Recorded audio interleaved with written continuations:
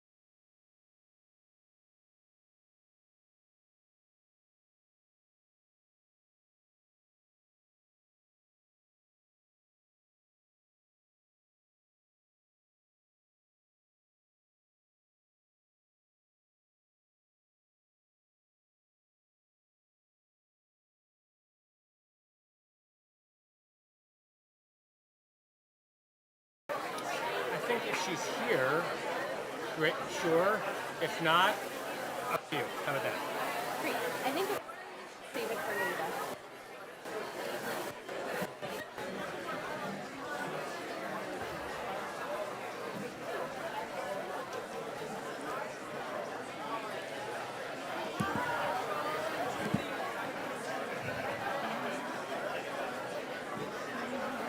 It's going to be a dud. You know we're not the look. Focus here.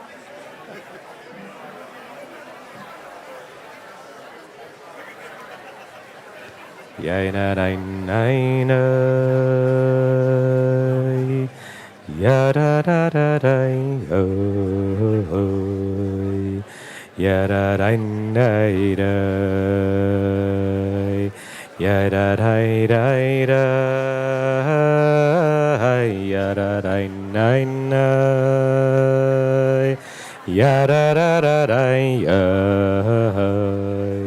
ya na dai nai dai ya na dai nai nai ya na dai nai nai na nai ya da dai ya ya da dai ya na dai nai nai ya ya yo ya na dai nai nai ya da da ya ya da da ya da da ya ya ya da da ya ya ya da da nai no ya da da da da ya ya da da nai no ya da da nai no ya da da nai no ya da da da da yo ya da nai nai no ya da da nai no ya da da nai no ya da da ya yo ya da da nai yo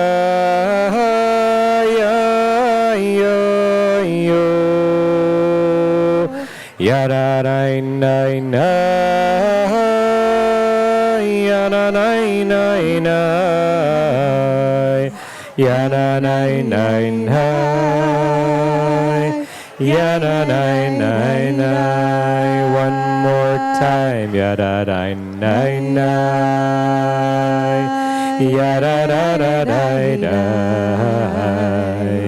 ya da da nai nai ya da da nai nai ya da da nai nai ya da da da da yo ya da da nai no ya da da nai nai ya da nai nai nai nai ya da da ya yo ya da nai nai ya ya ya yo ya da nai nai nai ya da da ya yo ya na nai nai nai ya nai nai nai nai.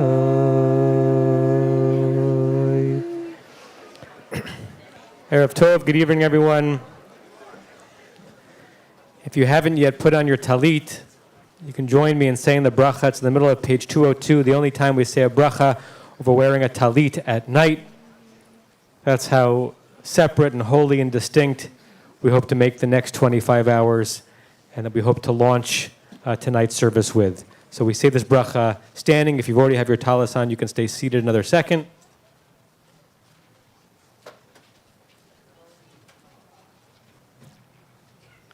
Middle of page 202.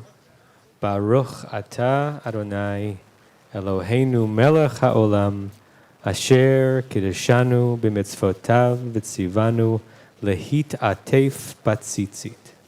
Amen.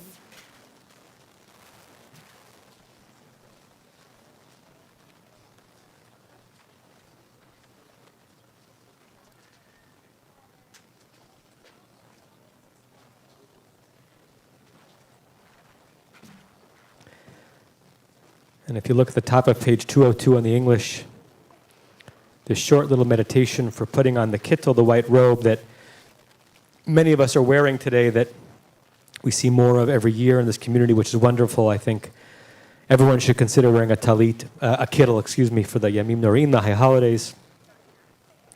Keshem shani mitlabesh bebeged lavan, just as I am dressed in an all-white garment.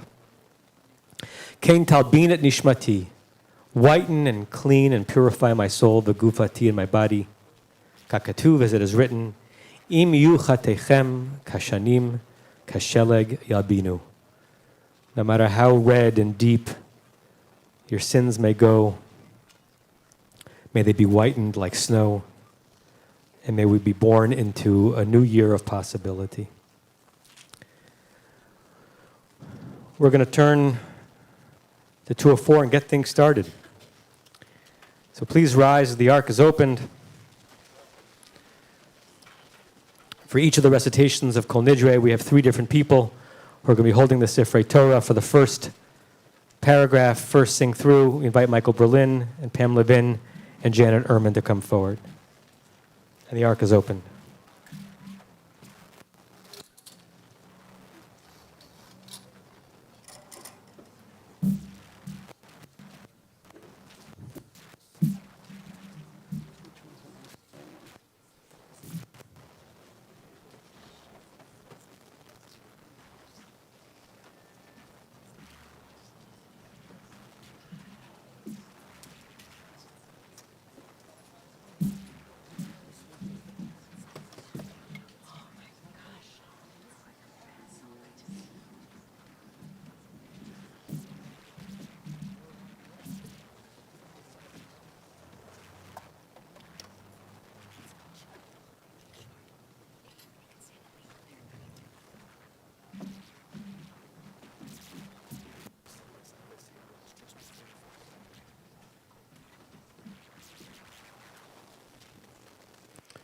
Page 204.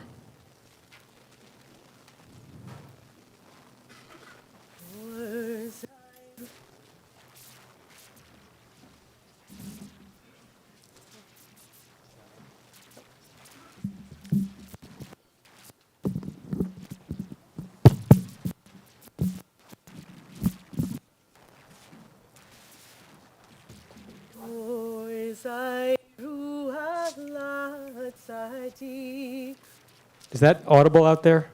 No. Can only get better. Or Zairu ala tzadik u'lishrei simcha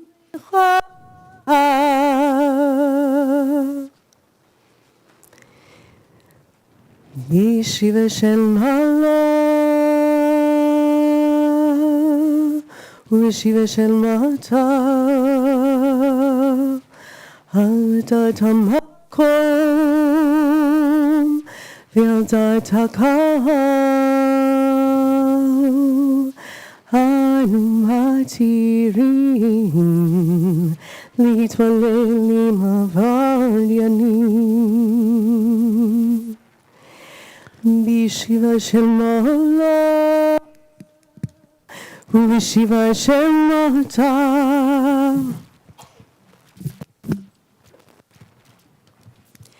Alta Tamakom Vilda Takal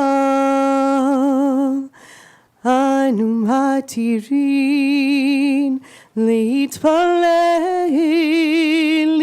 Avaryanim Bishiva Shel Mola וישיבה של מטה על דעת המקום מעל דעת הקהל אנו מתירים להתפלל עם העבריינים.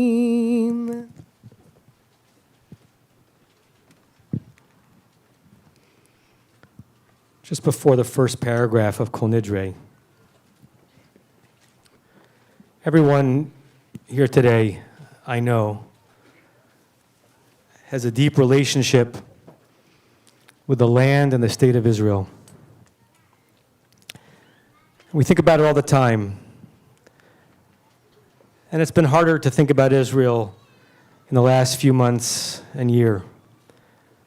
A topic which used to unite the Jewish people has so painfully been dividing it. As you're going to hear in about 10 minutes, I'm not going to be speaking about Israel in my sermon. But no Zionist Jewish community is not thinking about Israel this Yom Kippur, commemorating 50 years since the Yom Kippur War.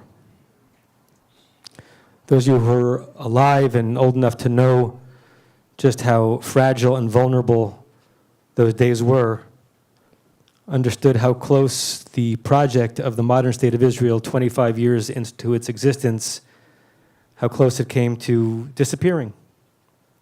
If you haven't yet seen the movie Golda, I commend it to you. Did a remarkably good job at describing just how vulnerable the state was. I reached out to David Karen, who was the director of the Nativ program I did after high school. It's unbelievable to me that when he was leading that program, he was 35 years old. I thought he was such a grown-up, and he was in many ways. And I asked him for some reflections on this as he's commemorating 50 years since he served in Sahal in some of the fiercest battles during the Yom Kippur War. And 3 times over this Yom Kippur, as a way of connecting our experience today to what Israelis experienced 50 years ago, I'm going to share some of those reflections. I'm going to ask that if you can, to remain standing through them out of solemnity.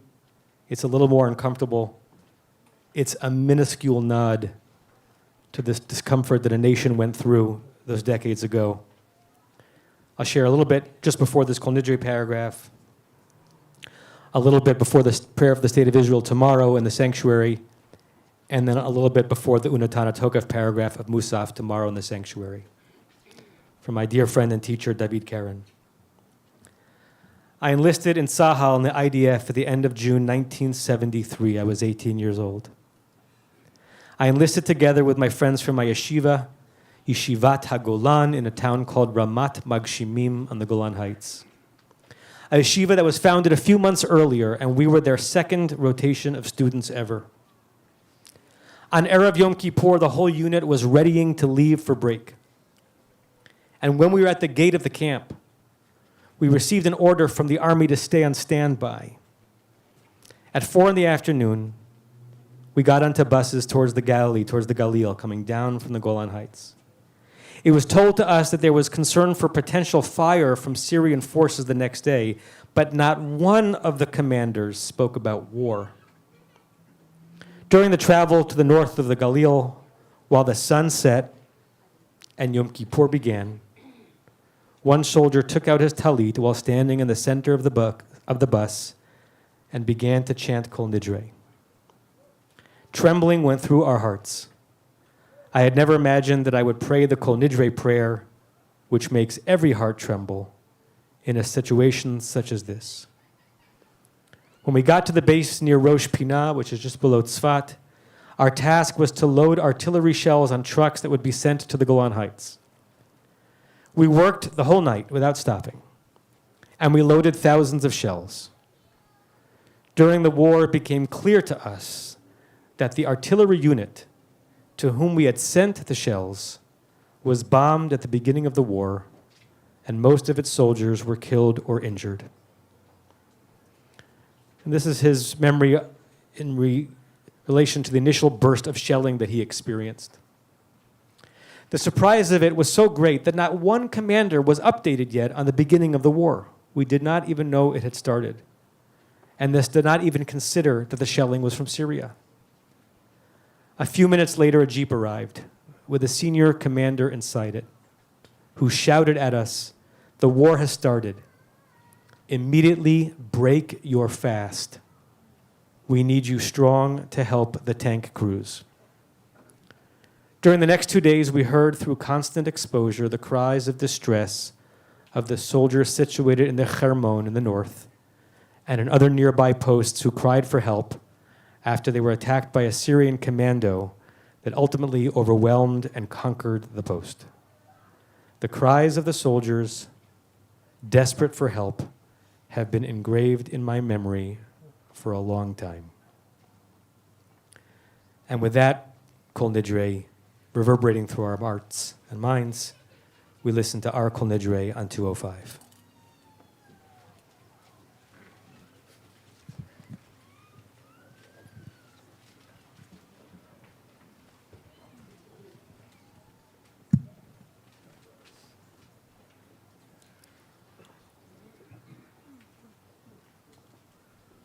Kol Nidre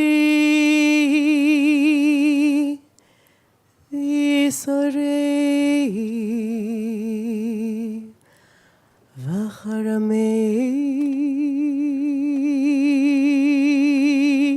v'konamei v'chinuyei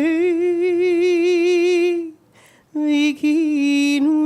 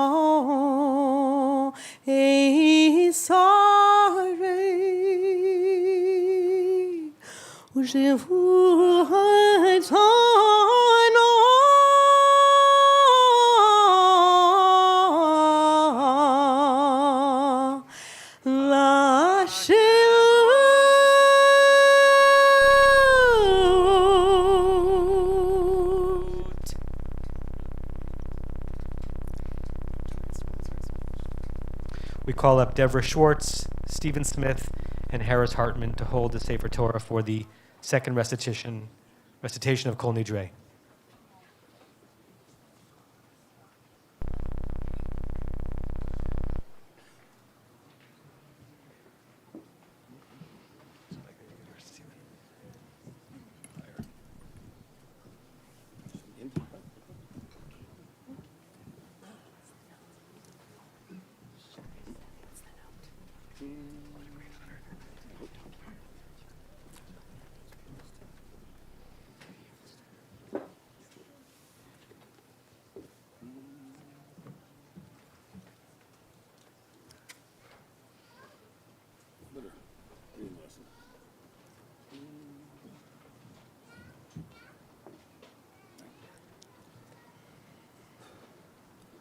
Kol Nidre Ve'esarei V'charamei Ve'konamei Ve'chinuyei Ve'kinusei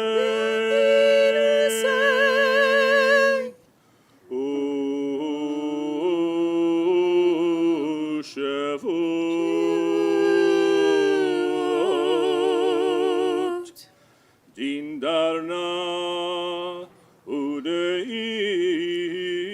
Devana Udeacharim Mena Vedi Asarna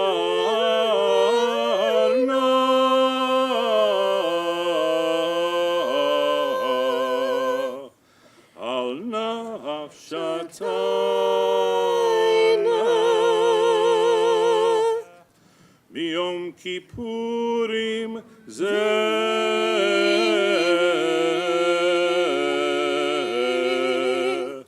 Ad Yom Kippurim Haba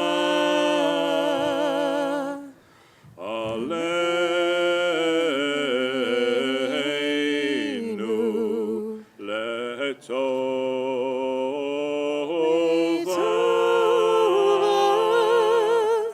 Kulehon Icharatna Vehon Kulhon Yehon Sharan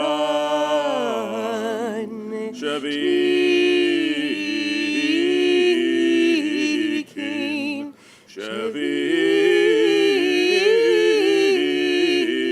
Shavitin Betelinu Mevutalin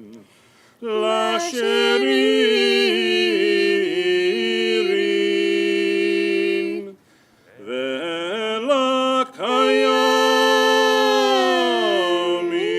Velakayamin Nidrana La Nidre Ve'esarana La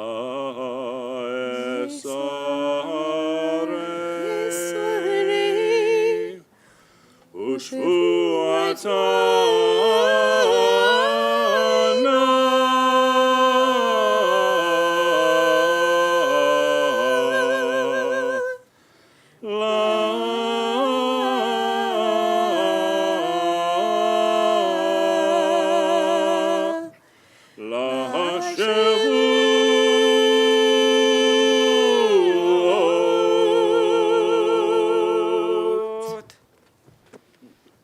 And for the third recitation of Kol Nidre, we call forward Rebecca Greenberg and Michael Stoyer and Sarah Onifer to hold the Sifrei Torah.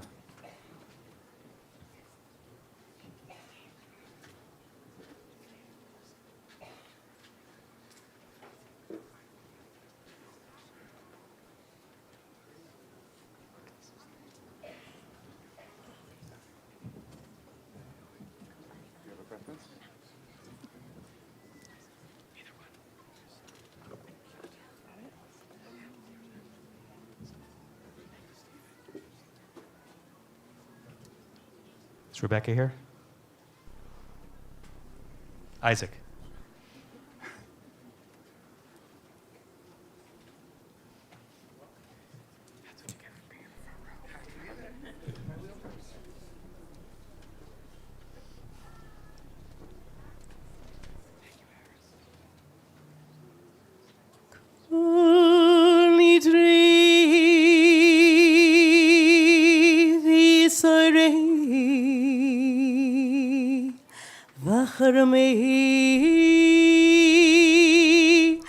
ויקונמי וכינויי וכינוסי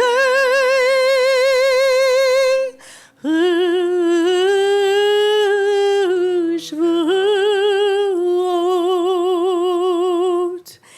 תינדרנה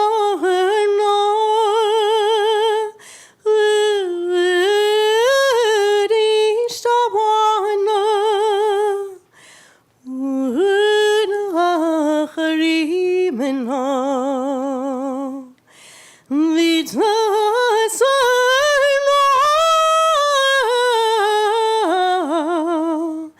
הנפשותינו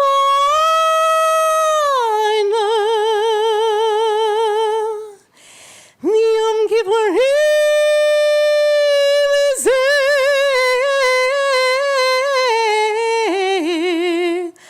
עד יום כיפורים הבא עלינו לטובה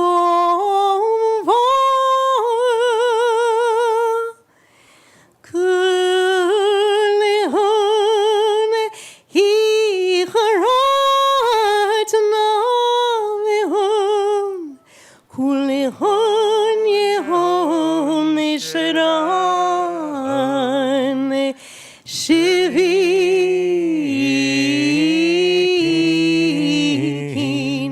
שווין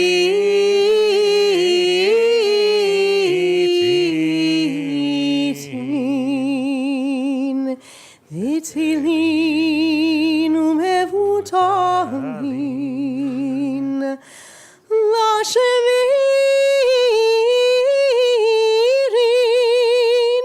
ולקיימים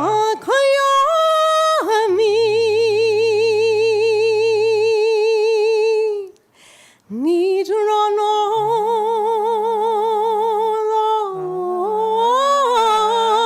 נדרי ויהי שרנה לשרי ושבועות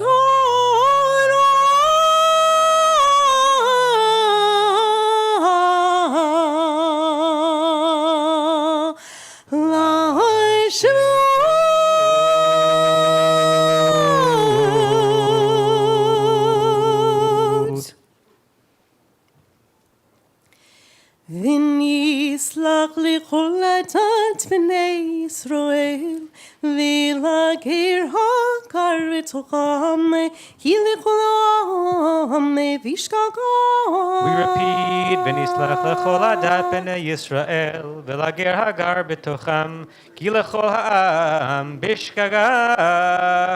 ונסלח לכל עדת בני ישראל ולגר הגר בתוכם כי לכל העם בשגגה.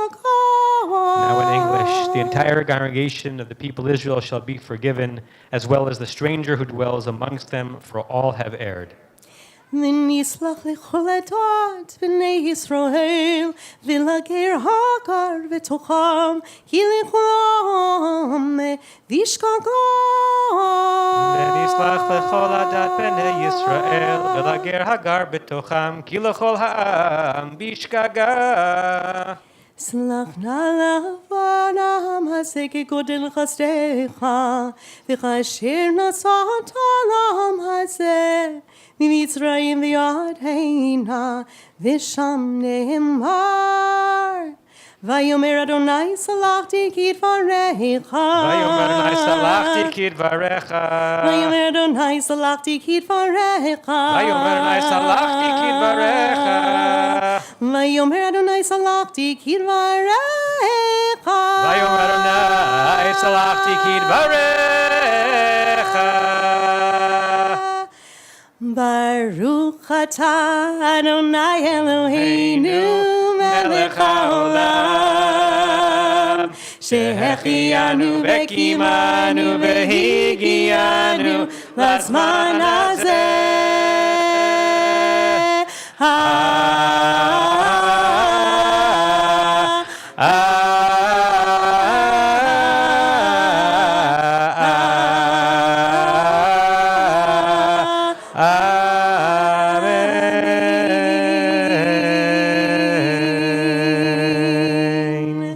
The Sefer Torah turn to the ark. After they're all in the ark and the ark is closed, you may be seated.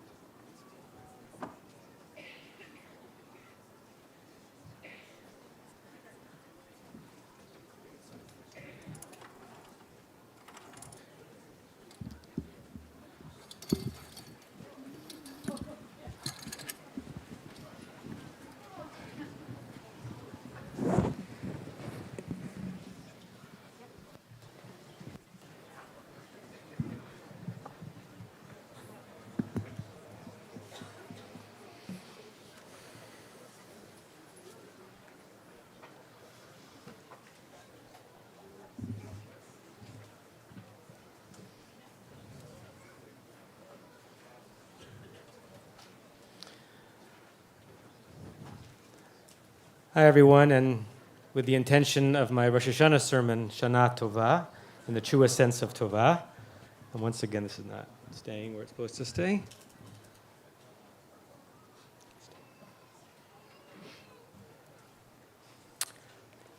Early in my career, I had a conversation with one of my dearest mentors, Rabbi Bill Lebo, my rabbinical school dean.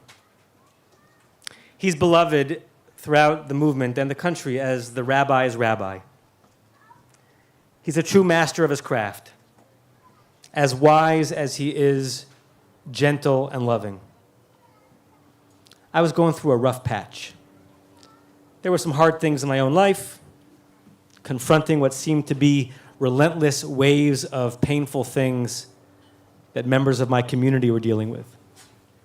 Plus, things were just challenging in the shul itself, financially, regarding leadership and logistics and the shul's future. I was struggling.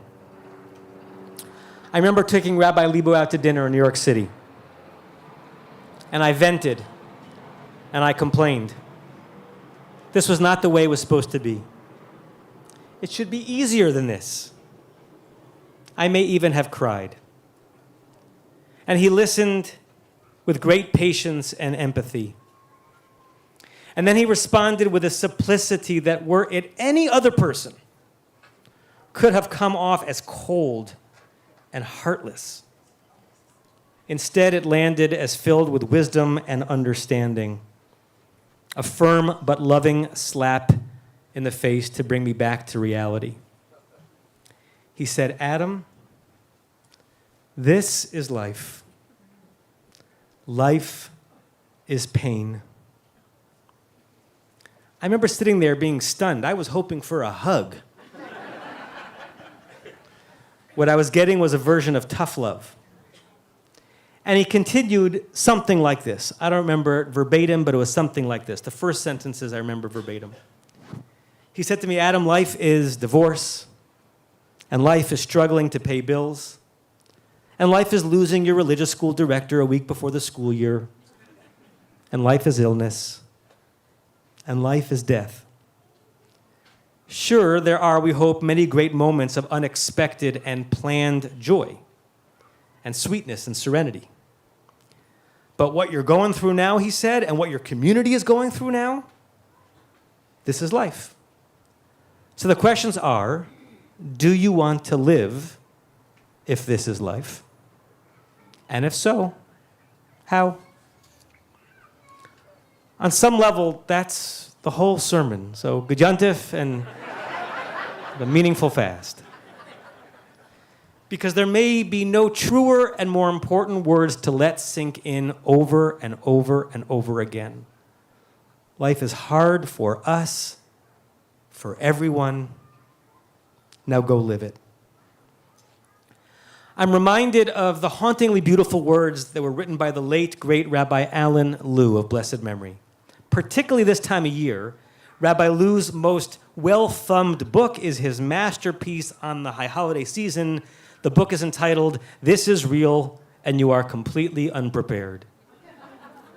When he got to writing about Ne'ilah, Rabbi Lew writes about what he sees and feels when he looks out at his kahal, his congregation, as Yom Kippur wanes. He, the rabbi who knows this community's pains and broken bones and broken hearts and cancers and bankruptcies and embarrassing intimacies. These are his words. When I see this great trembling multitude sitting before me at Ne'ilah, I feel as if I'm in the presence of a single trembling heart. And I look down at the thousands of faces washed over by an innocence so immense that it covers over everyone. And everyone becomes one suffering, innocent heart. I identify with Rabbi Lew, and his identification with and almost inhabiting the full array of emotions and human experiences and frailties represented by this whole community. You all share so much with me. I see and I'm lifted up by your high moments. And I feel your many low moments palpably. Rabbi Lew continues, quote, "Each face I now see has been formed by the same suffering, a suffering that has sunken its cheeks and lined its brow and hooded its eyes. Every face I now see is like this. The suffering is visible like the lines of force on a geological formation, like the garland of all their prayers taken together, which came to rest on God's head." Seems to me that Rabbi Lew understood the powerful truth of Rabbi Libo. Life breaks us down. Life is different than we expected it at times. Life can be less than we think that we deserved. And that's life. So go try and live. Raise your hands if you ever come across the meme, "Welcome to Holland." Or, "It's all Holland." The former phrase, "Welcome to Holland," was coined by the poet Emily Pearl Kingsley in a short essay she wrote in the 1980s. In "Welcome to Holland," Kingsley analogizes the experience of having a disabled child to preparing for a trip to Italy, only to land and hear the pilot announce that you're in Holland. It isn't what you expected. It's not what you planned for or what you wanted. The question is, what do you do now? And in a piece written by Dr. Rivka Press-Schwartz, a New York-based Jewish educator, she wrote this: "I find the essay, the Welcome to Holland essay, powerful and moving, but too narrow in its focus. It's not that parenting a disabled child is Holland. All parenting is Holland. And all of life is Holland.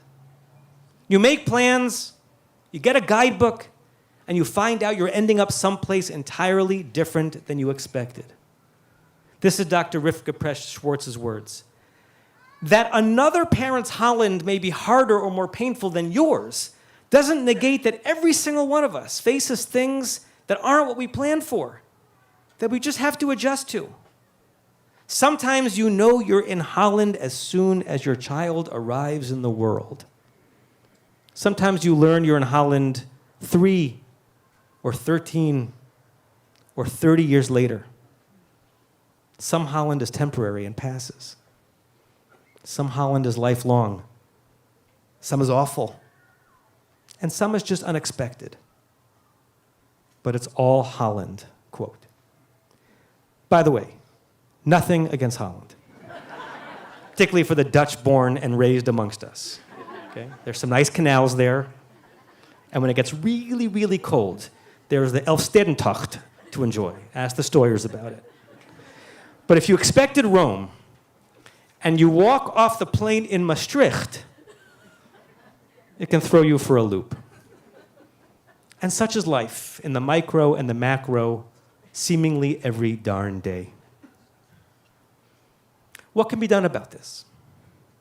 Some circumstances can be changed, and if they are miserable and they're changeable, might as well try. But many cannot.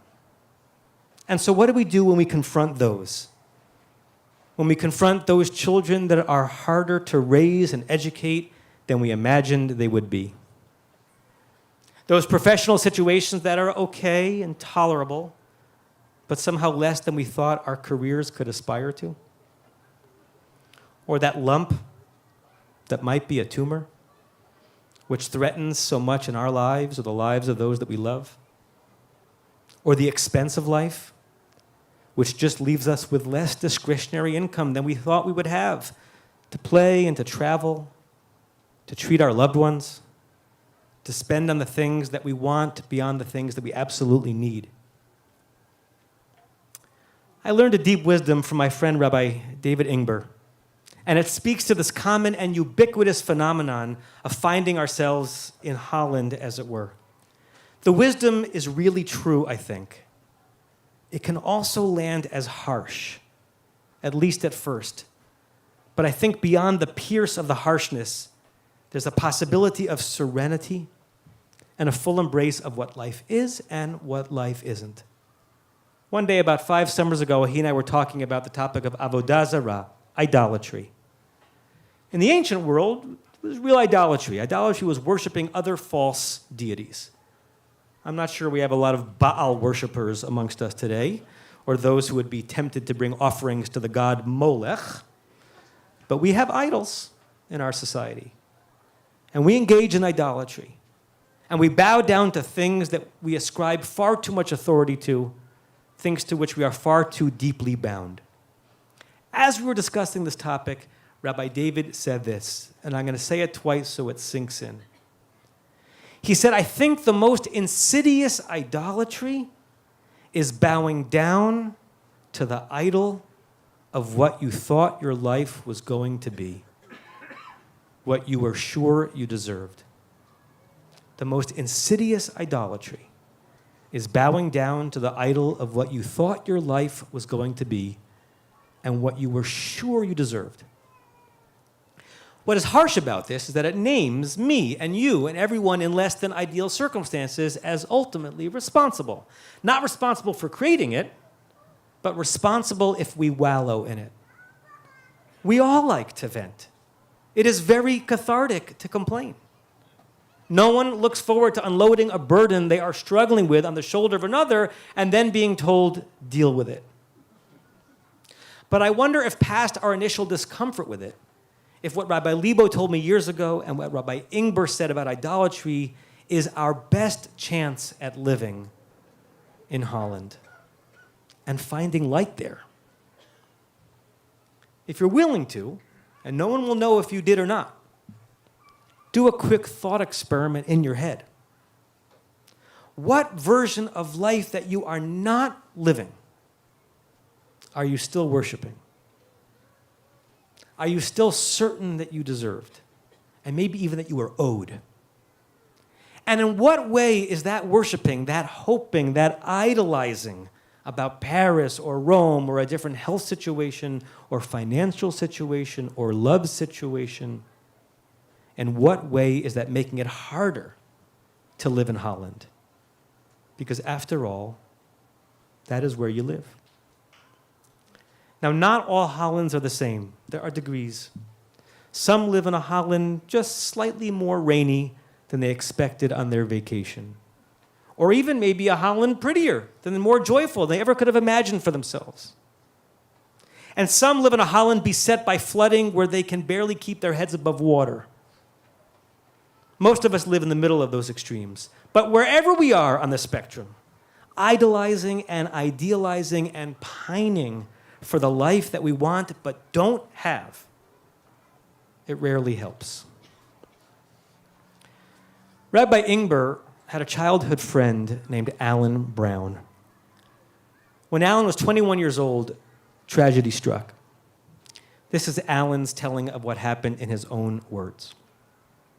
On January 2nd, 1988, I was lying in the surf in Martinique, The undertow had pulled my legs out from under me and flipped me upside down onto the hard sand. Face down and under the water and unable to breathe, I knew something was dramatically wrong. I was in the prime of my life and now immobile. Nothing moved. I was paralyzed. How could this have happened? My life flashed in front of me, playing ice hockey, walking around New York City, running races in Central Park, throwing baseballs. In a split second, my life changed forever. At the age of 21, a quadriplegic, confined to a wheelchair, how would I continue? Alan found himself in an excruciating, unfathomable Holland, a Holland as close to intolerable as possible. I can't imagine the morose feelings, the demoralization, the railing against what was and what could never be that Alan must have gone through. And how tempting it must have been for Alan to bow down to the idol of a life with 4 working limbs. A life he deserved. To bow down to that idol forever and then not just be paralyzed from walking, but be paralyzed from living. I'm certain that Alan had very, very dark days. But at some point, he stopped only wishing he were in Rome. He began to live fully in Holland. Among other things, Alan dedicated his life to trying to cure paralysis. He worked closely with the Christopher Reeve Foundation and has a named fund to this day within that foundation. And through immense struggle, he regained some use of his hands, and he now says he uses them to hold his kids' faces. He regained some use of his legs too, and more than 2 decades since his catastrophe, and since his last time alone in the water, he did the first leg of a team triathlon and swam nearly a mile off the coast of Belmar, New Jersey. He may have been swimming in New Jersey, but deep down, he was swimming and living and finding a way to thrive in Holland. This is not what he asked for. It's not what his parents hoped for him, but it is what he got. And rather than worshiping the version of life he never got to live, he decided to live the only version that he had. He was living Rabbi Libo's wisdom. If this is life, do you want to live it?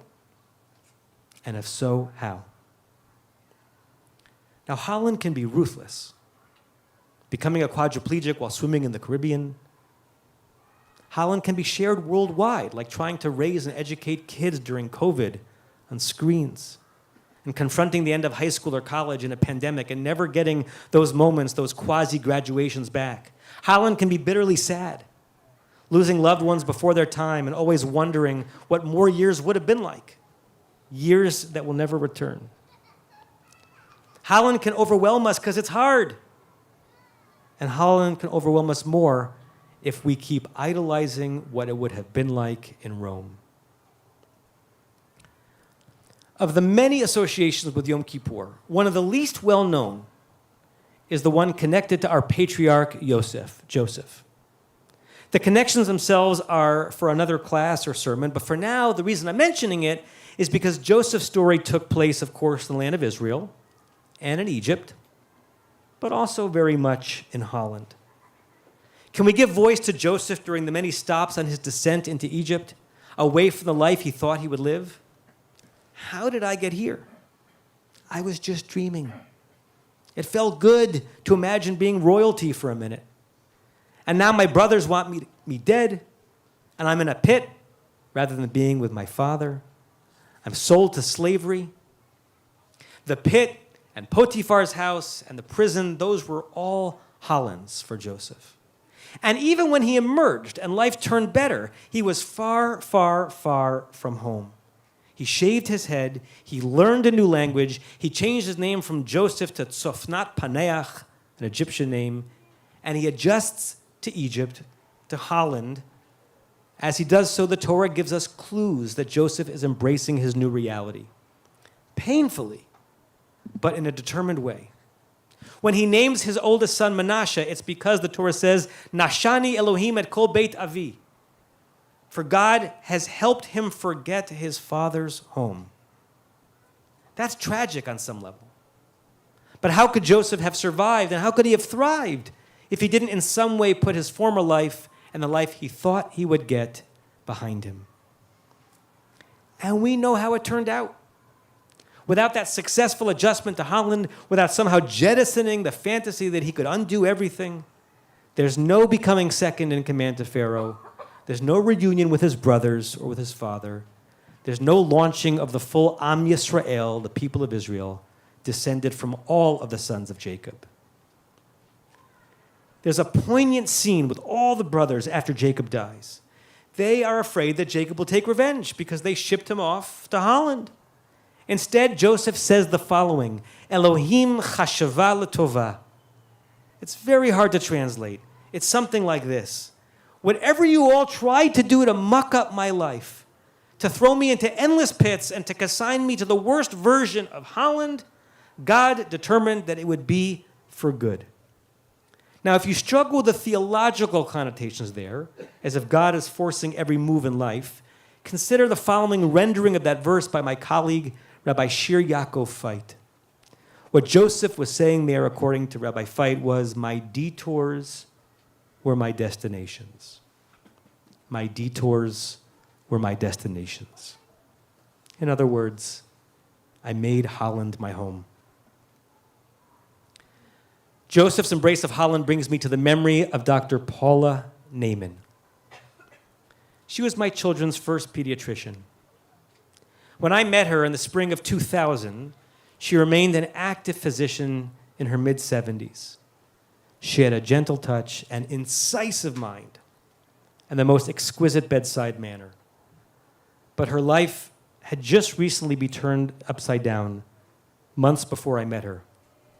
She and her husband, Teddy, who was also a physician, had just recently moved up to Monroe full-time, closing their New York City practices and making what had been a weekend escape for them into their new life normal.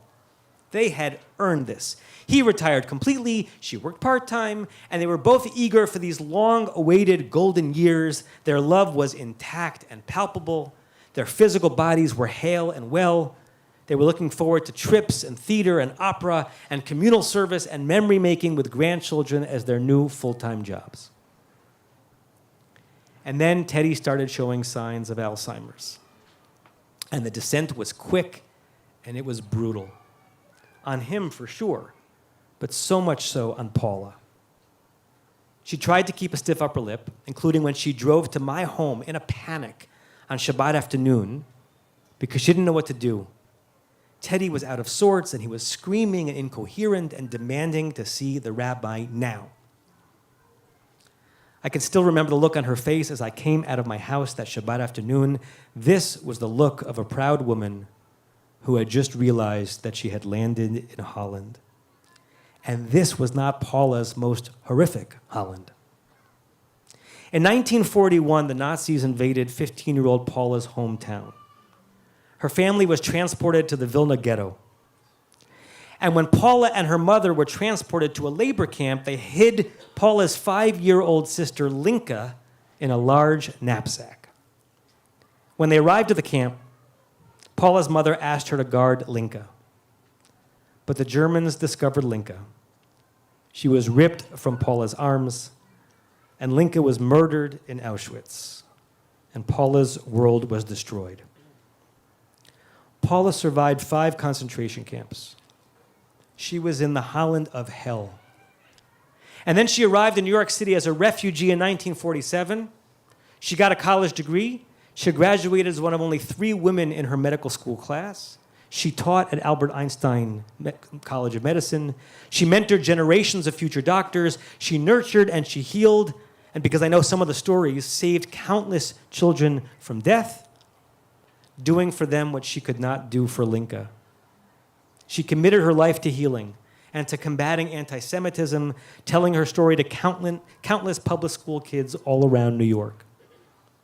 And years later, when Teddy got sick, Paula persevered, taking him to shul as long as it was safe for him and for others to do so, getting the home care he required and enough of it so she could continue her own vital life, and making of this Holland Perhaps not a Garden of Eden, because that's the realm of fantasy and not reality, but making of Holland a home, as she had decades earlier after the war.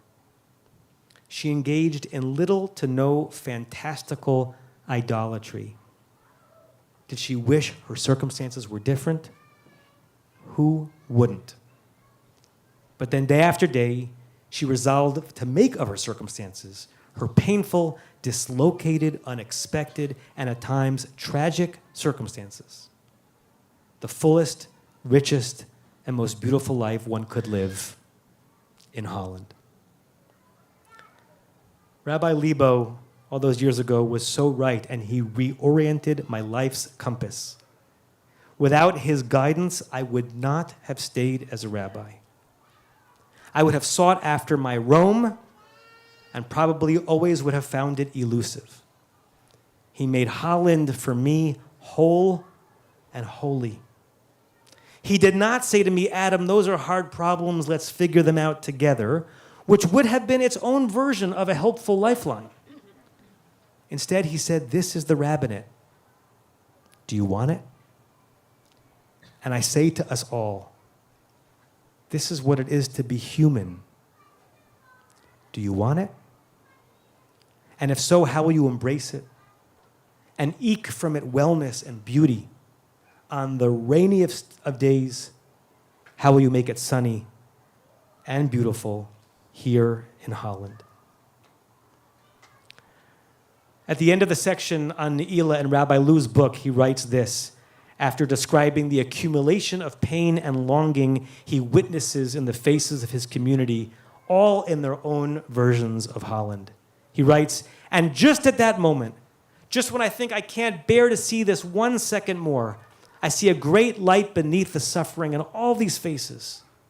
I suddenly come to realize that what I'm seeing only looks like only suffering, but really all of it, the sunken skin, the lined brow, the clouded eyes, it's just the convulsions of a great love as it struggles to come to the surface of our lives. And I always feel then that I'm standing at the head of an army of infinite power. I feel that right now. And I charge this army. Go seek out your answers and discover and create the lights that are present in the darkest dark. Go explore your Holland and go make it holy. Shana Tova, and have a meaningful fast.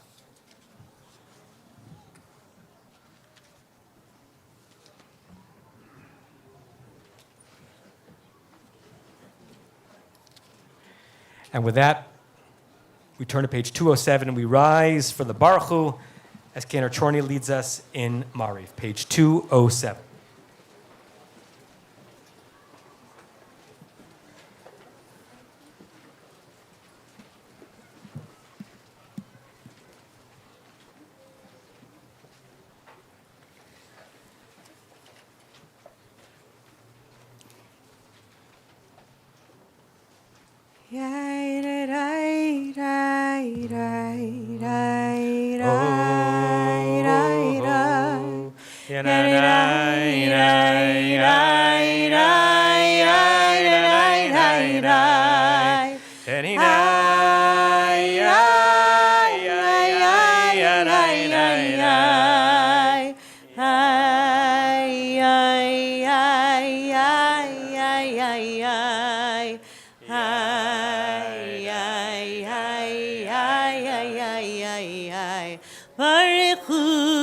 Adonai HaMevorach.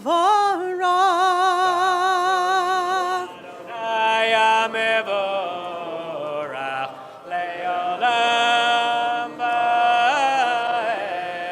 Baruch Adonai HaMevorach le'olam va'ed.